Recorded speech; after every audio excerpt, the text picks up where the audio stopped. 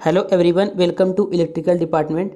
आज के इस वीडियो में हम इंडियन इलेक्ट्रिसिटी रूल पर आधारित ऑब्जेक्टिव क्वेश्चन देखेंगे। ये जो ऑब्जेक्टिव क्वेश्चन होंगे आपके आईएमआरई सब्जेक्ट और ईडब्ल्यूडी सेकंड सब्जेक्ट दोनों सब्जेक्ट के लिए बहुत ही इंपॉर्टेंट होंगे। और इस वीडियो में जितने भी ऑब्जेक्टिव क्वेश्चन हम बताएंगे वो क्वेश्चन जो है आपके एग्जाम में भी पूछे जा सकते हैं। देखिए, आईएमआरई का जो पहला चैप्टर है आपका टूल्स एंड एसेसरीज, उसमें पहले चैप्टर में दिया गया है आपको इंडियन इलेक्ट्रिसिटी रूल पढ़ने को। तो जो रूल की संख्या है वो 143 रूल दिए गए हैं। इसलिए जो इंडियन इलेक्ट्रिसिटी रूल है वहाँ से बहुत ज़्यादा ऑब्जेक्टिव क्वेश्चन पूछे जा सकते हैं आपके आईएमआरई सब्जेक्ट में भी और ईडब्ल्यूडी सेकंड में भी। इसलिए हमने एक सेपरेट वीडियो बनाया है ताकि आप इस वीडियो को देखकर केवल इंडियन इलेक्ट्रिसिटी रूल पर आधारित जितने भी क्वेश्चन हैं उसकी तैयारी कर सकें। तो अब हम वीडियो को स्टार्ट कर लेते हैं। सबसे पहले हम इंडियन इलेक्ट्रिसिटी रूल के बारे में समझते हैं, उसके बाद कुछ रूल्स मेन जो रूल्स हैं उसको देखते हैं, उसके बाद ऑब्जेक्टिव क्वेश्चन देखेंगे। जो रूल्स आपको बताएंगे उसी से ऑब्जेक्टिव क्वेश्चन कराएंगे। इसके 2 या 3 वीडियो आएंगे, इसके बाद आपका इंडियन इलेक्ट्रिसिटी रूल पर आधारित जितने भी क्वेश्चन हैं वो सारे समाप्त हो जाएंगे। देखिए, जिस प्रकार एक कंपनी में श्रमिकों की सुरक्षा के लिए हम क्या करते हैं, कुछ नियम बनाते हैं, तो उसी प्रकार से क्या है, भारत में विद्युत से संबंधित कुछ नियम बनाए गए हैं जिसका पालन एक इलेक्ट्रिकल इंजीनियर को करना चाहिए। फिर देखिए, इसमें कहा है कि एक इलेक्ट्रिकल इंजीनियर के रूप में इलेक्ट्रिक संस्थापन व रिपेयर से संबंधित कार्य को करते समय सुरक्षा सावधानी का पालन करना आवश्यक होता है। इसलिए कुल 143 नियम बनाए गए हैं। आपको याद रखना है कितने नियम हैं, 143 नियम बनाए गए हैं। अब जो कुछ मुख्य नियम है जिनसे ऑब्जेक्टिव क्वेश्चन बन सकते हैं वही हम आपको बताएंगे, फिर ऑब्जेक्टिव क्वेश्चन देखेंगे।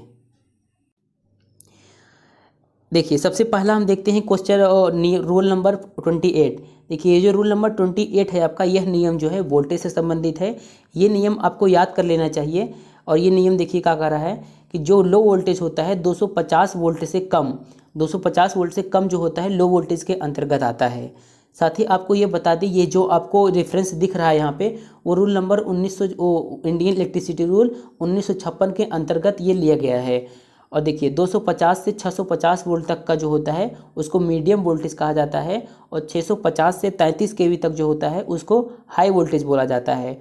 और एक्स्ट्रा हाई वोल्टेज जो होता है वह 33 केवी से ज़्यादा के लिए जो होता है वह एक्स्ट्रा हाई वोल्टेज होता है। तो ये जो पॉइंट्स है आपको इनको याद कर लेना चाहिए, ये आपके एग्जाम के लिए भी बहुत ही इंपॉर्टेंट होंगे। जैसे पूछ लेता है मीडियम वोल्टेज का रेंज क्या है, तो ऑप्शन दे देगा 250 से 650 वोल्ट, और भी ऑप्शन दे देगा। तो वहाँ पर आपको जब पता रहेगा तभी आप सही कर पाएंगे। तो रूल नंबर 28 जो है आपका वोल्टेज से संबंधित है। अब हम रूल नंबर 29 देखते हैं। देखिए, रूल नंबर 29 देखिए क्या कह रहा है।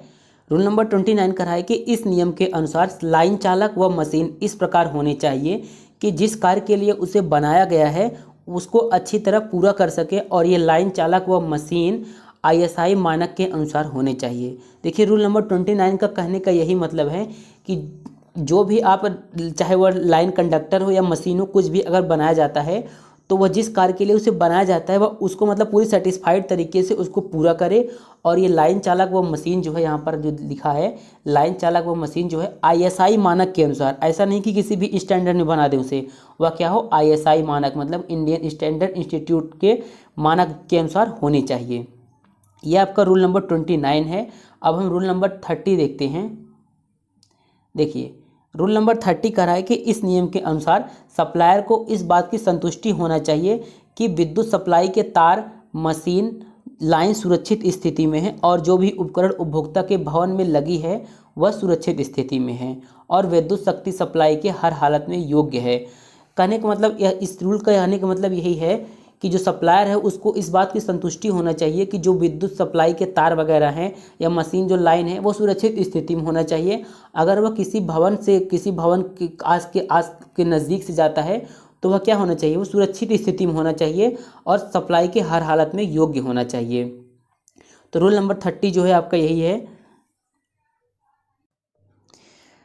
अब हम जो है आपका रूल नंबर 31 और रूल नंबर 32 देखते हैं। यदि ये देखिए, आपका जो आपका रूल नंबर 31 और रूल नंबर 32 दोनों ही रूल जो हैं वो आपका क्या है, अर्थिंग से संबंधित है।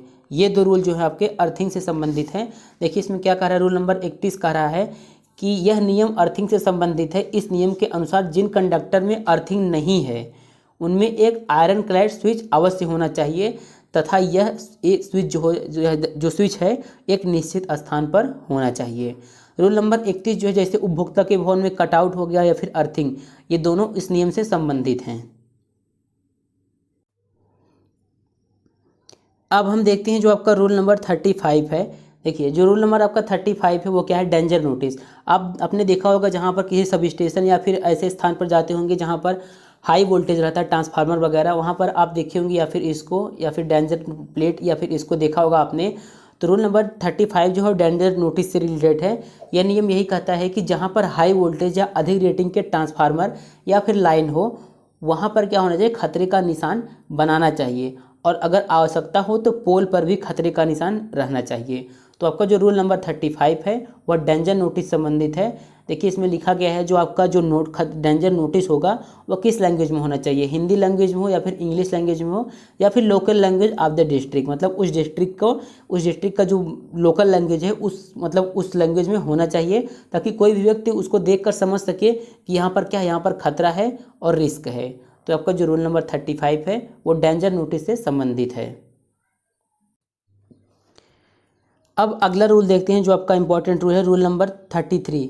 देखिए रूल नंबर 33 करा है कि मीडियम हाई व एक्स्ट्रा हाई वोल्टेज के लिए अर्थिंग अवश्य किया जाना चाहिए। अर्थिंग के रख रखाव व देखभाल की जिम्मेदारी उपभोक्ता की होगी। कहने का मतलब जो ट्रांसमिशन लाइन हो गया, चाहे वह एक्स्ट्रा हाई वोल्टेज का हो या फिर हाई वोल्टेज का हो, उसके लिए क्या करना चाहिए, अर्थिंग अवश्य करना चाहिए। तो ये आपका रूल नंबर 33 है। और रूल नंबर 34 देखते हैं। देखिए रूल नंबर 34 करा है कि इस नियम के अनुसार यह सुनिश्चित कर लेना चाहिए कि यदि नंगे या खुले चालक को लगाया गया है तो किसी भी व्यक्ति का पहुंच वहां तक न होता हो और पहुंच योग्य स्थान पर स्विच लगाया जाए ताकि आवश्यकता के समय तुरंत सभी चालक को डेड किया जा सके। कहने का मतलब है अगर कोई भी खुला चालक तार है तो यह सुनिश्चित कर लेना चाहिए कि वहाँ पर कोई व्यक्ति न पहुँचता हो ताकि कोई दुर्घटना वगैरह न घटे। और फिर कह रहा है कि इसमें अगर पहुँच योग्य स्थान हो तो वहाँ पर क्या करना चाहिए, स्विच लगाना चाहिए ताकि अगर कोई भी आवश्यकता कोई भी ज़रूरत पड़े तो हम सभी चालक को डेड कर सकें ताकि उसमें सप्लाई मतलब विद्युत धारा का प्रवाह न हो। और फिर देखिए रूल नंबर 35 आपको बता ही चुके हैं। अब हम रूल नंबर 44 देखते हैं। रूल नंबर देखिए रूल नंबर 44 जो है वो कह रहा है कि electric sub station switching station में विद्युत झटका खाए हुए व्यक्ति का चिकित्सा के संबंध में ट्रीटमेंट का चार्ट होना चाहिए। आप कभी सब स्टेशन या पावर हाउस वगैरह में गए होंगे, पावर हाउस पर गए होंगे तो वहाँ पर देखे होंगे एक ट्रीटमेंट का चार्ट लगा होता है। उसमें लिखा गया होता है अगर किसी व्यक्ति को इलेक्ट्रिक शॉक लग जाता है तो उसके लिए क्या क्या मतलब क्या क्या उपाय करना चाहिए या फिर क्या क्या नहीं करना चाहिए, वहाँ पर एक चार्ट लगा होता है। तो रूल नंबर 44 जो है इसी संबंधित है। अगर किसी व्यक्ति को विद्युत झटका लगता है तो उस व्यक्ति के चिकित्सा के संबंध में ट्रीटमेंट का चार्ट होना चाहिए। और रूल नंबर 45 जो है वो ऑथराइज्ड पर्सन को लेके है। जैसे अगर कोई भी इलेक्ट्रिकल इंस्टॉलेशन वगैरह या फिटिंग से संबंधित कोई कार्य कर रहे हैं तो स्टेट गवर्नमेंट द्वारा पंजीकृत व्यक्ति के द्वारा किया जाना चाहिए। कहने का मतलब इलेक्ट्रिकल इंस्टॉलेशन या फिर फिटिंग कोई भी कार्य हो गया तो उसे कोई नॉर्मल व्यक्ति नहीं कर सकता है, वो केवल ऑथराइज्ड पर्सन किया जा सकता है और उसे स्टेट गवर्नमेंट द्वारा ऑथराइज्ड किया गया हो। और रूल नंबर 46 देखिए इसमें क्या करा है कि किसी भी विद्युत संस्थापन के निरीक्षण का टाइम जो है 5 साल से अधिक नहीं होना चाहिए। कहने का मतलब है अगर कोई भी इलेक्ट्रिकल इंस्टॉलेशन है तो उस कम से कम 5 साल के अंदर उसका निरीक्षण कर लेना चाहिए। अब अगला रूल देखते हैं। जो आपका अगला रूल है रूल नंबर 75 देखते हैं। रूल नंबर 75 करा है कि ओवरहेड लाइन जहाँ पर भी कनेक्ट हो वहाँ पर मैकेनिकल स्ट्रेंथ जो है उसके नॉर्मल स्ट्रेंथ से 95% कम ना हो। तो ये रूल नंबर 75 है। और रूल नंबर 85 करा है कि विद्युत वितरण लाइन में दो खंभों के बीच की अधिकतम दूरी जो है 67 मीटर यानी कि 220 फीट होना चाहिए। और रूल नंबर 90 जो है यह नियम अर्थिंग से संबंधित होता है। कह रहा है कि लाइन में 1.6 किलोमीटर में 4 अर्थिंग पॉइंट होना चाहिए। स्टे वायर जो है ज़मीन से 3 मीटर तक इंसुलेटेड है।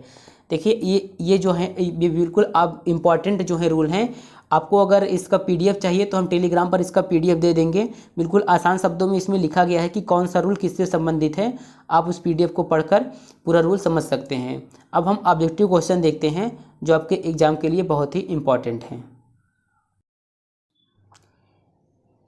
अब हम पहला क्वेश्चन देखते हैं। जो पहला क्वेश्चन है आपका देखिए पहला क्वेश्चन कर रहा है कि the Indian electricity rules of 1956 cover, मतलब कि जो 1956 का इंडियन इलेक्ट्रिसिटी रूल है वो क्या कवर करता है।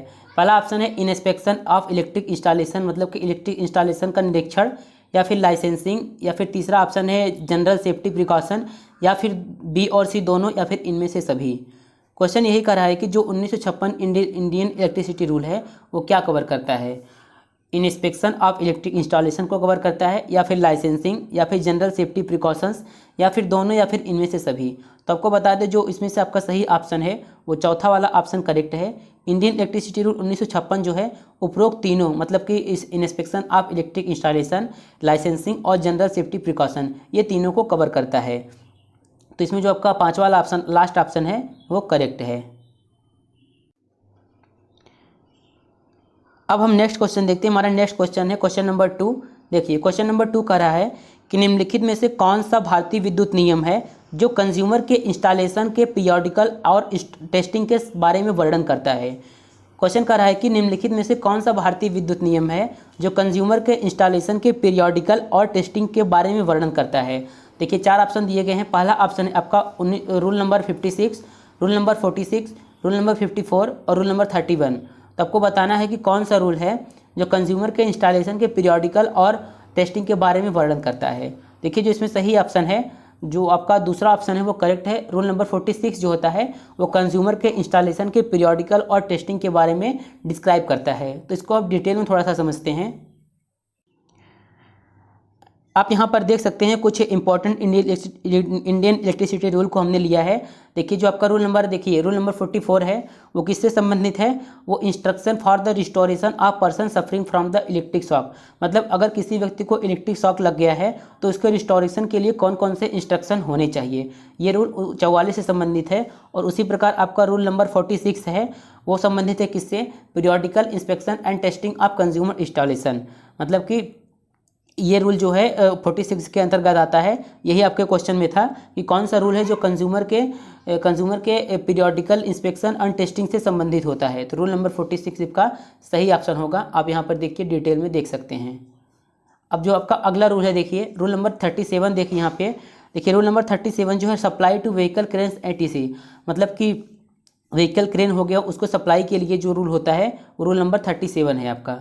और रूल नंबर 38 देखिए कह रहा है कि केबल फॉर पोर्टेबल और ट्रांसपोर्टेबल का अपैरसेस। तो कहने का मतलब जो रूल नंबर 38 है वो केबल के पोर्टेबल ट्रांसपोर्टेबल से संबंधित है। केबल के ट्रांसपोर्टेबल से ये रूल नंबर 38 जो है आपका संबंधित है। और रूल नंबर 50 जो है आपका supply and use of energy, supply और एनर्जी के उपयोग से संबंधित जो रूल है आपका वो रूल नंबर 50 है। यहाँ पर कुछ और मेन रूल बताए हैं हमने आपको, इसको आप स्क्रीनशॉट ले लीजिए या फिर इसको हम टेलीग्राम पर दे देंगे आपको, वहाँ से आप पढ़ लीजिएगा। क्योंकि देखिए इसमें जो आपको बताएं इसका खास बात यही है कि जैसे रूल नंबर 55 हो गया तो आपको डिटेल में नहीं पढ़ना है, केवल यही समझना है कि रूल नंबर 55 जो है वो declared frequency of supply to the consumer, इससे संबंधित है। जैसे रूल नंबर 30 हो गया तो रूल नंबर 30 किससे संबंधित है, सर्विस लाइन से संबंधित है। Service line and apparatuses on consumer premises, ये रूल नंबर 30 से संबंधित है। तो आपको केवल शॉर्ट में याद रखना है कि कौन सा रूल किससे संबंधित है। इसका PDF हम टेलीग्राम पर दे देंगे, आप वहाँ से इसको पढ़ लीजिएगा। अब बाकी हम ऑब्जेक्टिव क्वेश्चन यहाँ पर देख लेते हैं। अब यहाँ पर हम अगला क्वेश्चन देखते हैं। जो आपका अगला क्वेश्चन है क्वेश्चन नंबर 3। देखिए क्वेश्चन नंबर 3 कह रहा है कि सर्विस मेंस पर कौन सा भारतीय विद्युत नियम लागू होता है।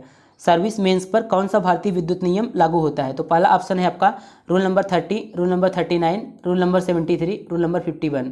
तो आप लोगों को पता होगा, अभी हमने बताया कि सर्विस मेंस पर जो आपका होता है रूल नंबर 30 लागू होता है। तो पहला ऑप्शन जो है आपका वो करेक्ट है। अब हम अगला क्वेश्चन देखते हैं। जो आपका अगला क्वेश्चन है क्वेश्चन नंबर 4। देखिए क्वेश्चन नंबर 4 कह रहा है कि IE नियमों के अनुसार पावर सब सर्किट पर अधिकतम भार वाट से अधिक नहीं होना चाहिए।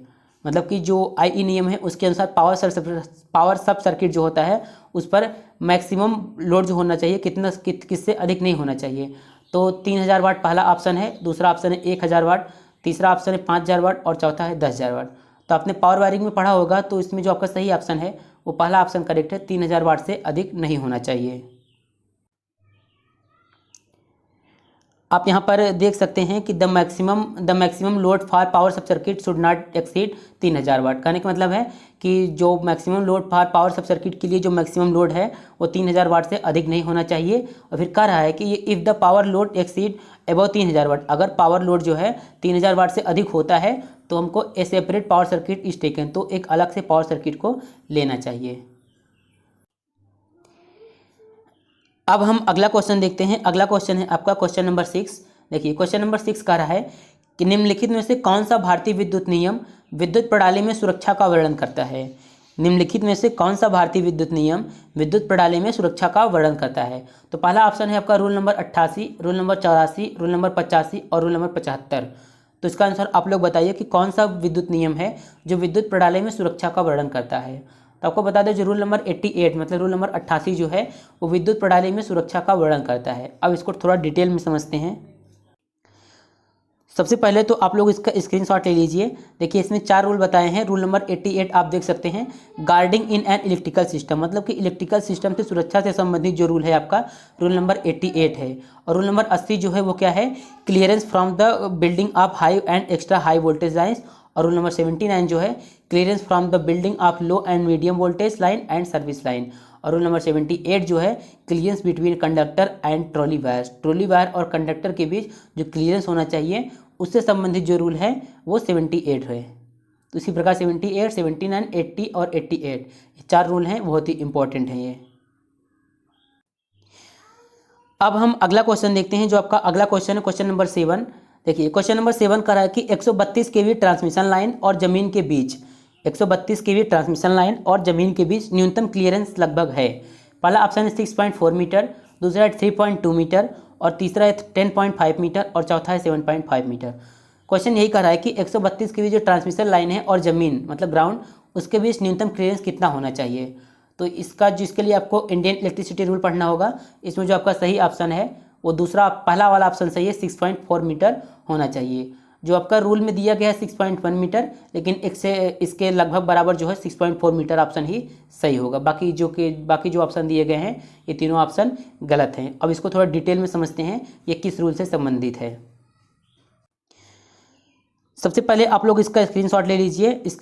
इसकी देखिए इसमें क्या रहा है, करा कि as per the I rule of 1956 rule के अनुसार minimum ground clearance of 33 kV के लिए मिनिमम ग्राउंड क्लियरेंस जो होता है अनइंसुलेटेड इलेक्ट्रिक कंडक्टर इस 5.2 मीटर होता है। लेकिन this clearance is increase by 0.3 metre for every 33 kV above 33 kV. मतलब कि दिस क्लियरेंस जो यह क्लियरेंस है 5.2 मीटर यह हमेशा क्या होता है 0.3 मीटर बढ़ता है प्रत्येक 33 केवी के लिए या फिर 33 केवी से अधिक के लिए। देखिए यहाँ पे अगर 132 केवी है तो इसके लिए क्लियरेंस कितना होना चाहिए, 6.1 मीटर होना चाहिए। और 220 केवी है तो 7.0 मीटर होना चाहिए। और 400 केवी है तो 8.84 मीटर होना चाहिए। और अगर 800 केवी है तो 12.4 मीटर होना चाहिए। तो आपका क्वेश्चन यही था 132 केवी के लिए। हमने आपको बताया यहाँ पर कितना दिया है 6.1 मीटर, लेकिन ऑप्शन में 6.4 दिया था। तो थोड़ा सा आगे पीछे हो सकता है, लेकिन आपका जो 6.4 मीटर है ये वाला ऑप्शन जो होगा करेक्ट होगा। अब हम यहाँ पर अगला क्वेश्चन देखते हैं। जो आपका अगला क्वेश्चन है क्वेश्चन नंबर 8। देखिए क्वेश्चन नंबर 8 कह रहा है कि उपभोक्ता के आधार पर अर्थ टर्मिनल पर कौन सा आईई नियम लागू होता है। उपभोक्ता के आधार पर अर्थ टर्मिनल पर कौन सा आईई नियम लागू होता है। तो पहला ऑप्शन है rule number 30, rule number 33, rule number 77, rule all of these, इनमें से सभी। तो आप बताइए कि उपभोक्ता के आधार पर अर्थ टर्मिनल पर कौन सा नियम जो है लागू होता है। देखिए जो क्वेश्चन नंबर 8 है आपका, देखिए इसमें तो चौथा ऑप्शन जो है बिल्कुल गलत होगा। तीनों नियम लागू नहीं हो सकते हैं अर्थ टर्मिनल पर। और जो रूल नंबर 77 ये भी गलत है। आपका जो सही ऑप्शन है रूल नंबर 33 सही है कि उपभोक्ता के आधार पर अर्थ टर्मिनल जो होता है अर्थ टर्मिनल पर रूल नंबर 33 लागू होता है। तो दूसरा ऑप्शन जो है आपका वो करेक्ट है। अब हम अगला क्वेश्चन देखते हैं। अगला क्वेश्चन है आपका क्वेश्चन नंबर 9। देखिए क्वेश्चन नंबर 9 कह रहा है कि आईई अधिनियम की कौन सी धारा ऊर्जा की चोरी से संबंधित है। Which section in the IE act deals with the theft of energy, मतलब कि बिजली की चोरी से संबंधित कौन सा अधिनियम है। तो पहला ऑप्शन है सेक्शन 39, सेक्शन 40, सेक्शन 43, सेक्शन 44। तो आप लोग इसका आंसर बताइए कि कौन सा मतलब कि सेक्शन है जो ऊर्जा की चोरी से संबंधित है। यहाँ पर रूल नहीं सेक्शन पूछ रहा है, तो आप लोग बताइए कि कौन सा रूल है, मतलब कौन सा सेक्शन है जो बिजली की चोरी से संबंधित है। देखिए इसमें जो सही ऑप्शन है सेक्शन नंबर 39 जो होता है वो थेफ्ट ऑफ एनर्जी मतलब बिजली की चोरी से संबंधित होता है। पहला ऑप्शन जो है इसमें आपका करेक्ट है। अब हम अगला क्वेश्चन देखते हैं। यह क्वेश्चन बहुत ही इंपॉर्टेंट है आपके एक सेमेस्टर एग्जाम के लिए भी और बाकी के एग्जाम के लिए भी। करा कि भारत में कौन सा राज्य है जो आईई मतलब कि भारतीय बिजली नियम का पालन नहीं करता है। भारत में कौन सा राज्य है जो भारतीय बिजली नियम का पालन नहीं करता है। तो पहला ऑप्शन दिया है आपको सिक्किम, दूसरा ऑप्शन है जम्मू कश्मीर, तीसरा है नागालैंड और चौथा है मिजोरम। तो आप लोग इसका आंसर बताइए कि कौन सा राज्य है जो भारतीय बिजली नियम का पालन नहीं करता है। देखिए जो इसमें से आपका जो जम्मू कश्मीर है वो भारतीय बिजली नियम का पालन नहीं करता है, इसलिए इसमें आपका दूसरा ऑप्शन जो है वो करेक्ट है। अब हम अगला क्वेश्चन देखते हैं। अगला क्वेश्चन है आपका क्वेश्चन नंबर 11। क्वेश्चन नंबर 11 कह रहा है कि आईई रूल के अनुसार 1.6 केमी में कम से कम कितने अर्थिंग होने चाहिए, कम से कम कितने अर्थिंग पॉइंट होने चाहिए। क्वेश्चन है आईई रूल के अनुसार 1.6 केमी में कम से कम कितने अर्थिंग होने चाहिए। तो पहला ऑप्शन है आपका एक अर्थिंग होने चाहिए, 2, 3 और चौथा है 4। तो आप लोग इसका आंसर बताइए। क्वेश्चन पावर वायरिंग में आ चुका है कि 1.6 केवी में कम से कम कितने अर्थिंग होने चाहिए। तो आपको पहले ही बता चुके 1.6 केवी में कम से कम 4 अर्थिंग होने चाहिए, इसलिए इसमें आपका चौथा ऑप्शन जो है आपका डी वो करेक्ट है। अब हम अगला क्वेश्चन देखते हैं। अगला क्वेश्चन है आपका क्वेश्चन नंबर 12। क्वेश्चन नंबर 12 कह रहा है कि आईई रूल 50 और 51 किससे संबंधित है। पहला ऑप्शन है पावर वायरिंग संबंधित है, अर्थिंग से संबंधित है, डेंजर प्लेट से संबंधित है या फिर इनमें से कोई नहीं। तो इनमें से कोई नहीं वाला ऑप्शन तो बिल्कुल गलत है। और डेंजर प्लेट जो होता है वो रूल नंबर 35 है। अर्थिंग से संबंधित जो है रूल नंबर 31 और 32 है। तो इसमें जो सही ऑप्शन है आपका पावर वायरिंग सही है। रूल नंबर 50 और रूल नंबर 51 जो है वो पावर वायरिंग से संबंधित है। तो पहला ऑप्शन जो है इसमें आपका वो करेक्ट है। अब हम अगला क्वेश्चन देखते हैं। अगला क्वेश्चन है आपका क्वेश्चन नंबर 13। देखिए क्वेश्चन नंबर 13 का रहा है कि निम्न में से कौन सा नियम तड़ित चालक से संबंधित है। लाइटनिंग अरेस्टर से संबंधित कौन सा नियम है। तो पहला ऑप्शन है rule number 75, rule number 90, rule number 100, rule number 85। तो आप लोग इसका आंसर बताइए। बहुत से लोगों को इसका आंसर पता भी होगा क्योंकि बहुत ही ईजी क्वेश्चन है। लाइटनिंग अरेस्टर से संबंधित कौन सा नियम है। तो आपको बता दें लाइटनिंग अरेस्टर से संबंधित जो रूल है वो आपका रूल नंबर 92। रूल नंबर 92 जो है वो आपके तड़ित चालक से संबंधित होता है। अब हम अगला क्वेश्चन देखते हैं। अगला क्वेश्चन है आपका क्वेश्चन नंबर 14। क्वेश्चन नंबर 14 कह रहा है कि आईई नियम के अनुसार मीडियम सब स्टेशन का अर्थिंग रेजिस्टेंस होना चाहिए। आईई नियम के अनुसार मीडियम सब स्टेशन का अर्थिंग रेजिस्टेंस होना चाहिए। पावर वायरिंग या फिर इंटरनल वायरिंग चैप्टर में आपने पढ़ा होगा कि मीडियम सब स्टेशन का अर्थिंग रेजिस्टेंस कितना होना चाहिए। 4 ऑप्शन है। पहला ऑप्शन है 0.5, दूसरा है 1 ओम, तीसरा है 2 ओम और चौथा है 5 ओम। तो आपको पता है इसमें जो आपका 1 ओम वाला ऑप्शन है वो करेक्ट है। मीडियम सब स्टेशन का अर्थिंग रेजिस्टेंस जो होना चाहिए वो 1 ओम होना चाहिए। तो आज के इस वीडियो में बस इतना ही। तो ये थे कुछ आपके इंडियन इलेक्ट्रिसिटी रूल से संबंधित इंपॉर्टेंट क्वेश्चन।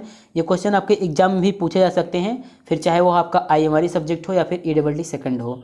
अब इसका जो अगला वीडियो होगा इसी टॉपिक पर होगा जब तक ये आपका इंडियन इलेक्ट्रिसिटी रूल से संबंधित जितने भी क्वेश्चन हैं वो ख़त्म नहीं हो जाते हैं।